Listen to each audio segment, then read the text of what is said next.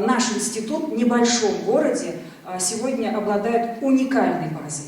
Здесь обучаются около 5000 человек. Кроме студентов из регионов России, молодежь из 8 стран мира. Их обучение подкрепляется практикой. Мурат Мирзаахмедов из Узбекистана. Хорошо очень, общежитие предоставляется, условия хорошие, обучают очень хорошо, грамотные преподаватели. Юридические, экономические и технические направления. На отделении лингвистики изучают китайский. Когда в Татарстане начали открываться полилингвальные школы, желающих выучить несколько языков стало больше.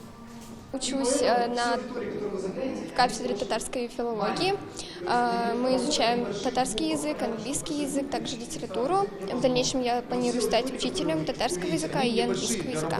Мне кажется, для таких, как я, такие полилингвальные школы станут отличным базовым инструментом. Открытие полилингвального комплекса «Адамнар» в Елабуге в сентябре только подтвердило значимость института. Кадры подготовили здесь. Заранее мы стали работать с полилингвальной школой, которая готовилась к открытию в нашем городе. Практически все учителя, которые были отобраны для работы, прошли у нас языковую подготовку.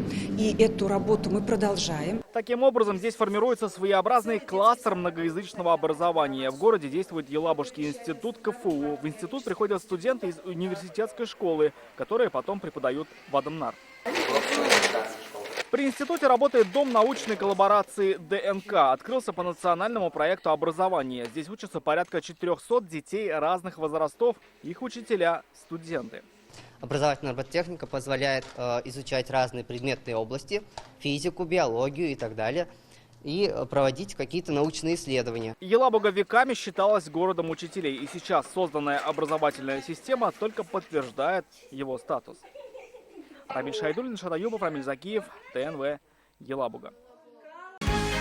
Закажи рекламу на ТНВ. Телефон в Казани 5 705 100.